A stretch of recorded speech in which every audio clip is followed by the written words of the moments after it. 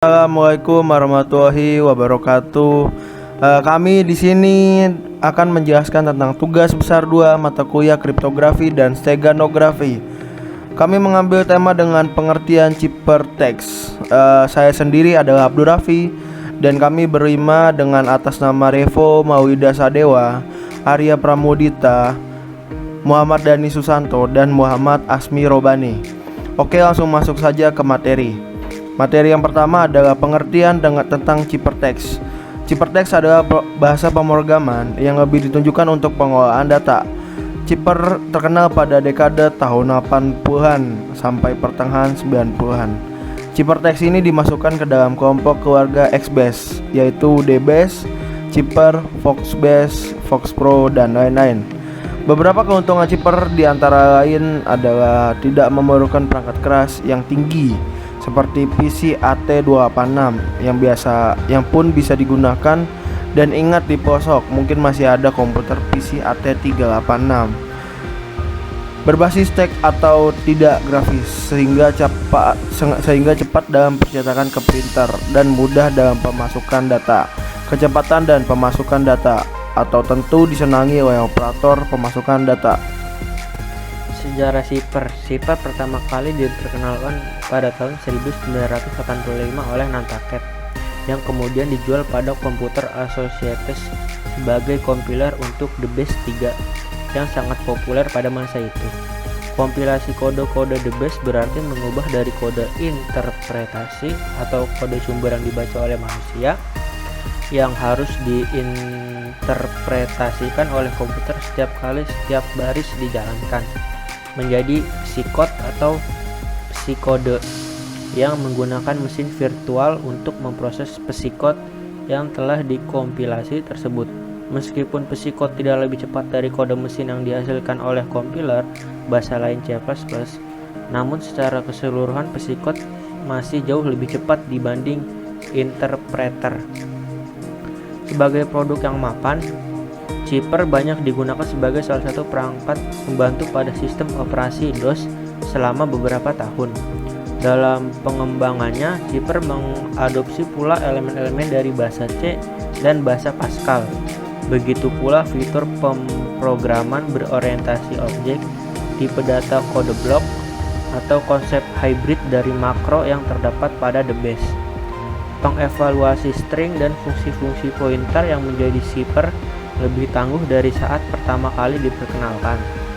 Pengembangan lebih lanjut lagi adalah ketika proyek Aspen memiliki Nantucket yang beberapa waktu kemudian akhirnya mencapai tahapan mapan, mengubah Cipher menjadi compiler visual object berbasis Windows yang mampu menghasilkan kode mesin dibandingkan Cipher yang hanya menghasilkan psikode. Pada masa-masa sekarang, bahasa Cipher masih secara aktif digunakan pada berbagai implementasi dan terus dikembangkan oleh berbagai organisasi atau vendor. Zip Harbor, terus XBase++ dan Flagship merupakan bentuk-bentuk produk compiler yang mengimplementasikan bahasa Cipher yang umumnya saat ini telah mendukung aspek portabilitas antar sistem operasi yang lebih baik, yaitu DOS, Windows, Linux baik 32 bit ataupun 64 bit, Unix dan OS X. Mendukung ekstensi atau lokalisasi bahasa yang lebih banyak diperkaya dengan pustaka fungsi yang lebih baik. Begitu pula dukungan terhadap beragam format data seperti DBF, DBT, NTX, DBFCDX atau Foxpro dan Comics, Apollo, SQL, dan banyak lagi. Uniknya, keseluruhan implementasi ini masih tetap mempertahankan kompatibilitas dengan sintaksis standar yang dikenal dalam DBase atau XBase.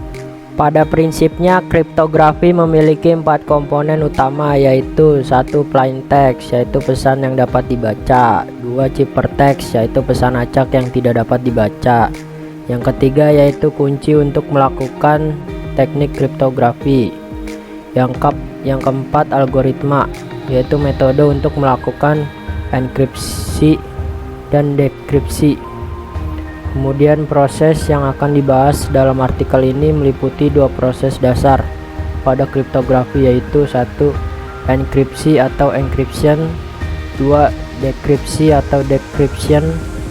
Dengan key yang digunakan sama untuk kedua proses di atas, penggunaan key yang sama untuk kedua proses enkripsi dan dekripsi ini disebut juga dengan secret key, share key atau symmetric key cryptosystem. Kelebihan dan kekurangan. Kelebihan: waktu proses dalam enkripsi dan dekripsi relatif cepat. Ini disebabkan karena efisiensi yang terjadi pada pembangkit kunci. Algoritma ini dapat digunakan pada sistem secara real time, misalkan pada saluran telepon, karena proses enkripsi dan dekripsi cepat. Kekurangannya, untuk tiap pasang pengguna dibutuhkan sebuah kunci yang berbeda, sedangkan sangat sulit untuk menyimpan dan mengingat kunci yang banyak secara aman, sehingga akan menyebabkan kesulitan dalam hal mengelola kunci. Perlu adanya kesepakatan bersama untuk jalur yang khusus untuk kunci. Hal ini dapat menimbulkan masalah baru karena tidak mudah untuk menentukan jalur yang aman untuk kunci. Masalah sering juga disebut dengan key distribution problem. Apabila sebuah kunci sampai hilang atau dapat ditebak, kriptosistem sudah tidak aman lagi. Enkripsi atau encryption adalah sebuah proses menjadikan pesan yang dapat dibaca atau plain text menjadi pesan acak yang tidak dapat dibaca atau ciphertext.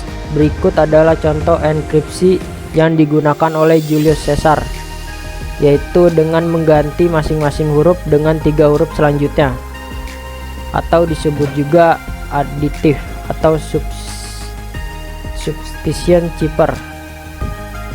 Deskripsi merupakan proses kebalikan dari enkripsi, di mana proses ini akan mengubah ciphertext menjadi plain text dengan menggunakan algoritma pembalik dan key yang sama. Contoh, encryption adalah sebuah proses menjadikan pesan yang dapat dibaca atau plain text menjadi pesan acak yang tidak didapat dibaca atau ciphertext. Contohnya, plain textnya rumah, ciphertextnya XASGN. Kalau motor, SUZUX. Kompor, SQSVUX. Deskripsi merupakan proses kebalikan dari enkripsi, di mana proses ini akan mengubah ciphertext menjadi plain text dengan menggunakan algoritma pembalik dan key yang sama. Contohnya seperti ini, ciphertext kebalikannya XASGN itu adalah rumah, SUZUX itu motor, dan XUSUVUX itu kompor. Dan berikut ilustrasi enkripsi. Plain text enkripsi, masukin kunci, kata kunci, ciphertext dimasukkan ke dalam dekripsi, masukkan kunci lagi dan keluar plain text. Berikut merupakan program dari enskripsi dan deskripsi. Dalam program ini terdapat cout cipher i kurung buka int cipher i kurung tutup jumlah sama dengan jumlah plus int kurung buka cipher i kurung tutup titik koma cipher i sama dengan cipher i plus k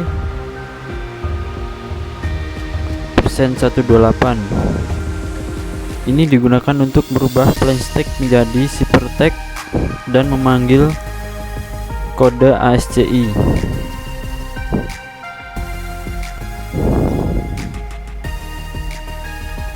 Lalu pada if cipher i kurang sama dengan 90, cipher i sama dengan cipher i minus 26. Cout si per i. Itu untuk memanggil kode setelah dienkripsi agar ketika ciphertext melebihi 90 dapat dikurangi dengan 26 supaya tidak melebihi dari 90. Jika melebihi dari 90 maka berbeda dengan hasil manual karena ini berdasarkan tabel ASCII.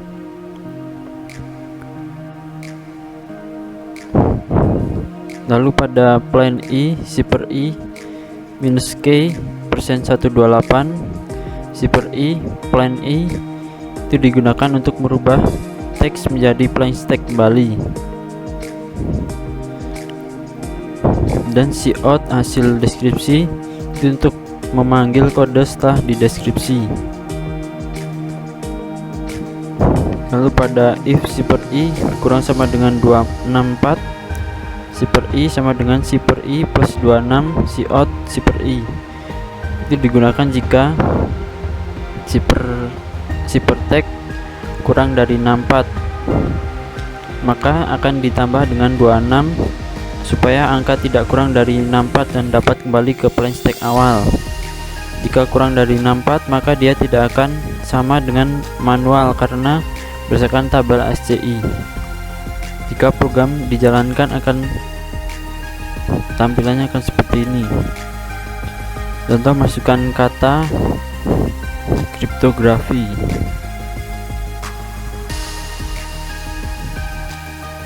Dengan kunci 10 maka hasil inskripsinya akan menjadi USB @djq bkps dan hasil deskripsinya menjadi, jika dideskripsikan kembali akan menjadi kriptografi. Sekian dari kelompok kami.